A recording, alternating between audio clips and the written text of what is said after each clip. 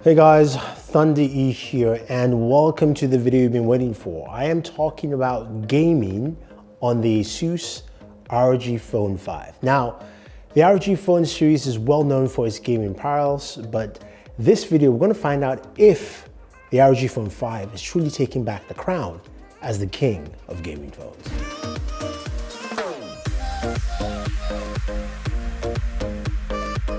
Welcome back guys. So if it's the first time watching videos on this channel, definitely hit the subscribe button and notification icon. If you care about gaming on smartphones or just gaming in general, we do that right here. So in my hand is the ASUS ROG Phone 5 or the ROG Phone 5, whatever you want to call it. And ASUS has done many different things on this device and we'll be looking at them in different sections.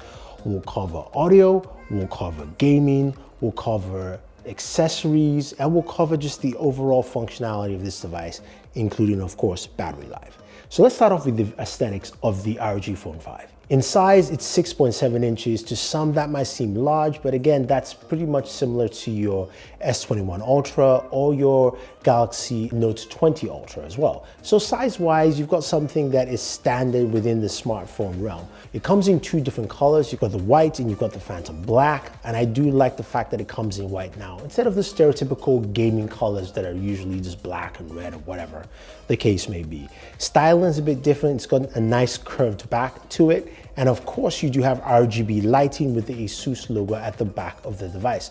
This, of course, is very customizable. You can do it directly within the software, and that is really nice to see. Now, in terms of the display, as you know, as gamers, we want something that gives us the best amount of functionality. And this display is 144 Hertz. Of course, it's got an adaptive refresh rate, so you can set it auto, and of course, we'll set the refresh rate to match what you're doing at the time, or you can manually change from 144 Hertz down to 120 or 60 Hertz if you choose. And the big question is, does it eat up battery life? The short answer is no, but there's a much better answer, so stay tuned for that within the video. Now, it's not only 144 Hertz display, it also has 300 Hertz touch sampling. So while you're gaming and your fingers are gliding across the screen, it is so much easier to tap and move and doesn't feel stiff, which is something you find with a lot of gaming smartphones.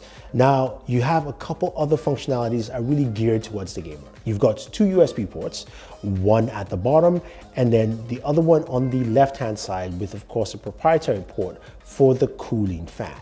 Now, that cooling fan has a lot more functionality to it. It's got also a built-in 3.5mm jack, which is great, so you can do pass-through. But the ability to have this side port is great, so while you're gaming, you can charge your device while gaming at the same time. Now, at the very top on the left-hand side of the device, you do have your touch-sensitive trigger buttons. They've been more tuned to the ROG Phone 5. They've got better tuning, so they feel more comfortable. And also the triggers feel really solid while pressing them. And of course, they are quite remappable overall. When it comes to audio, this is where the big part is with this device, because you've got a headphone jack back now, and you've got some stereo speakers, which we should take a look quickly right now, and then we'll talk more about it.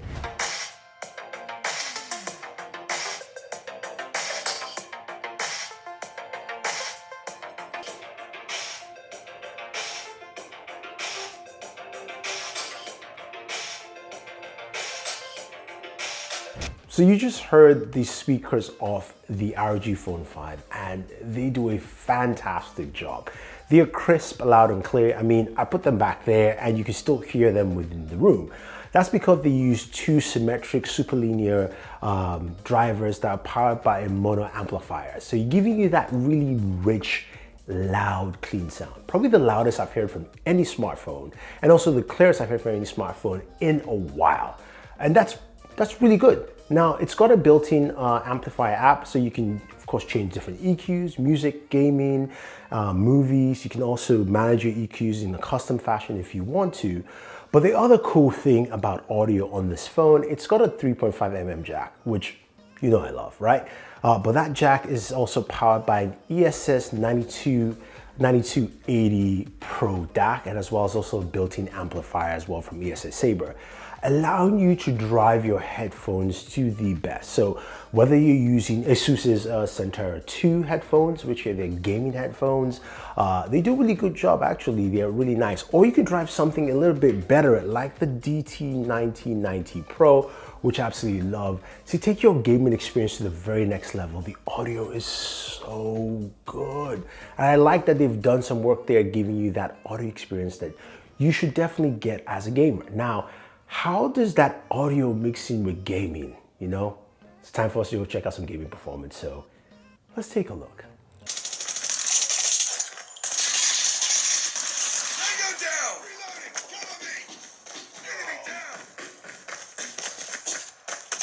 So when it comes to gaming performance, you can expect the best from the ROG Phone 5.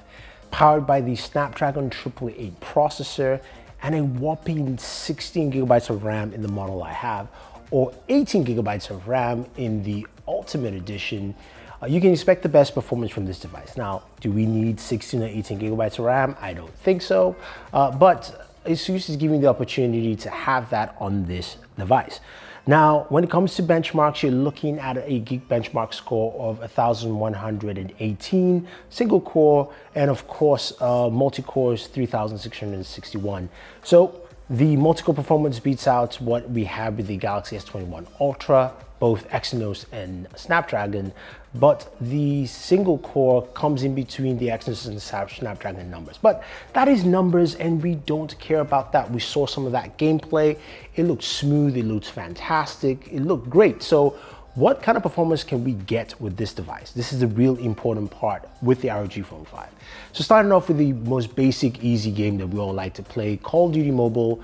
Runs well, runs at 60 frames per second. Each gameplay session I had, I did multiple shorter gameplay sessions, and it ran fine and it ran well. The one thing to note, it's not updated yet, so it's not running at the max setting, just at high setting. It's something because this device, while testing it, was not available out yet, so you can expect that. Now, moving over to PUBG Mobile, we played roughly around 15 to 20 minutes of gameplay. Now, what you will note is that the game settings is Smooth Extreme. I do not have Ultra HD Ultra available yet, so I could not test it out because, again, we need an update for that. But playing at Smooth Extreme, solid 60 frames per second. Temperatures, while on this hand, stayed at about 94 degrees, which was roughly, I believe, around 32 or so. So it stayed nice and cool pretty much that whole gameplay session. Now, of course, the game we've been waiting for, Genshin Impact. What kind of gaming performance can we get from this? So when briefed by ASUS, they said Genshin Impact for about 30 minutes to an hour gameplay. We should be getting about 55 frames per second with X mode on. So I tried that out. I had X mode on. I took off the cooling fan, which, just so you guys know, this is really important. And I played for about 30 minutes and 50 seconds. And we got about 56 frames per second. And of course, Genshin's highest gameplay mode with, 60 FPS on. It ran really solid, really well. Temperatures, on the other hand, did ramp up quite extraordinarily here. So by the end of my gameplay session at 30 minutes, the screen itself was about 120 degrees Fahrenheit, so that's about 50 degrees Celsius, while the rear of the phone was also between 118 to 120. So it ran rather hot on this device. That's something that happens. Now, I did the same test again, played Genshin Impact with the cooler on the device for 13 minutes. And at playing this way, I actually got 59 frames per second, so pretty much close to 60 frames per second, which was good to see the impact of that cooling fan enabling better performance. And in terms of temperatures, the display still was between 118 to 120 at its maximum, while the rear of the device dropped down to about 94 to 98 degrees. So ASUS promises about a 10% decrease, and that definitely shows. It means that, look, where the processor is, where cooling is most needed, the fan does work, and I was able to get better performance from Genshin Impact. So that is something to take note if you're looking at the kind of performance you're going to be getting from this device. In terms of any game you want to play, it will play well, it will play really smooth. You can check out the gameplay clips, they look absolutely gorgeous, very smooth, great performance. A quick note on game streaming services like Stadia and Xbox Game Pass. I will say using the Kanai controller, it was a seamless experience. It played fast, smooth, very responsive. Of course, you've got Wi-Fi 6 built into this device, so you've got a very clean and fast gameplay experience. Now, with all that gaming performance, you're asking, how is battery life on this device? So ASUS has come up with a very interesting way of implementing battery on the ROG Phone 5. It's got a 6,000 milliamp battery, which sounds absolutely fantastic, but it's split into two 3,000 milliamp batteries there to effect faster charging and also better performance in the long run. So with that 6,000 milliamp battery, it comes with a 65 watt charger, and ASUS promises about 0 to 100 in 51 minutes. We got about 58 minutes within an hour, which is fine. I mean, that was actually great to see in terms of battery performance, and I was glad that you could actually fast charge this here. But it's got a couple of battery modes that are quite interesting overall. So when you look at the device, you can actually schedule your battery charging if you want to, which means that instead of you taking advantage of that full fast charging, you can schedule the time that it will actually fully charge for you. So when you're going to bed, you can plug it in, and maybe between 2 to 6 a.m. in the morning, that's when it does its full charge and you're good to go. You can also slow down that charge process so it doesn't go to 0 to 100 all the way. It can actually slow down from 80% and then trickle charge all the way to 100. Again, extending the life of your battery. But the best feature that I love for gamers is kind of like steady charge, I believe is the name it's called. It gives the ability to do a power pass-through. So when you're gaming, you plug it in, right, using that side port, and you don't want to basically you use your battery, and you don't want to charge the device while you're gaming because of course that will affect performance overall.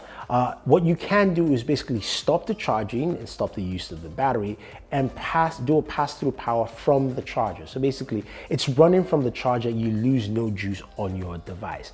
That is great for battery management, it's great for sustaining the battery life on this device. And I think they've done a really good job there.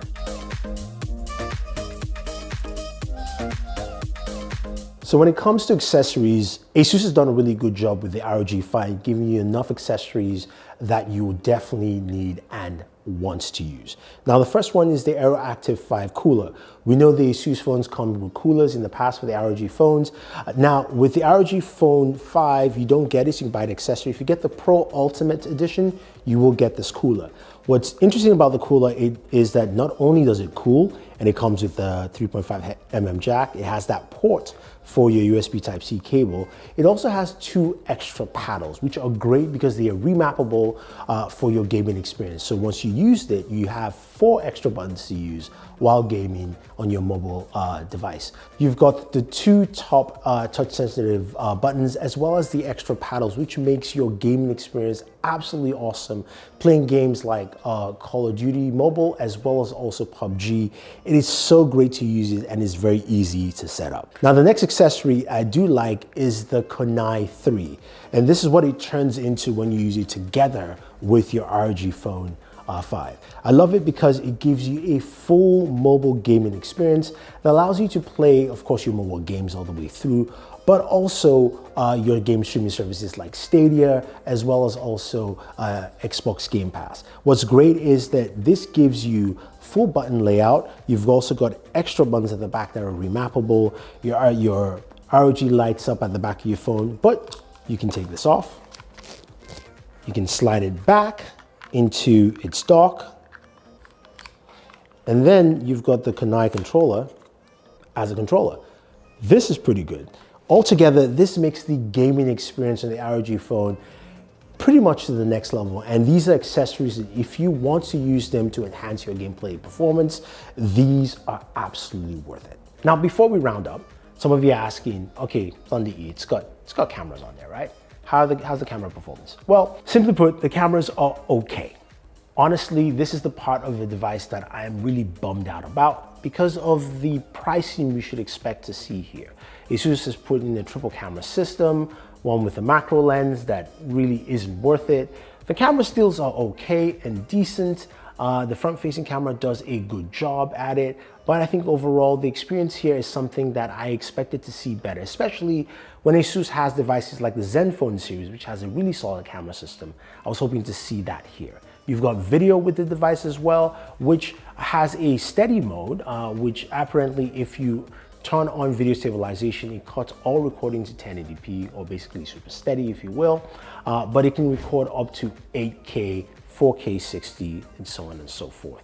I would say you're not buying this device for the camera. We'll give you decent photos and video, but if you want a game, then let's talk about it before we round up this video.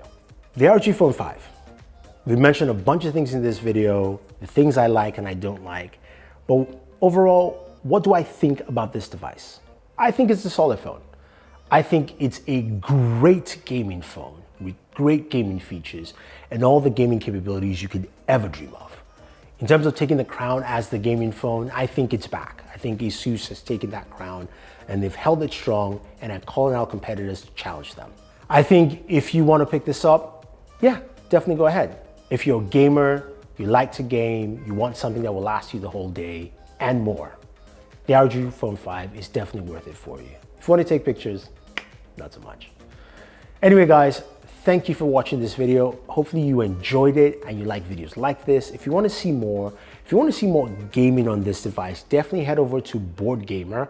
I do have some tips and tricks on how to use the ROG Phone 5. You can definitely check out there.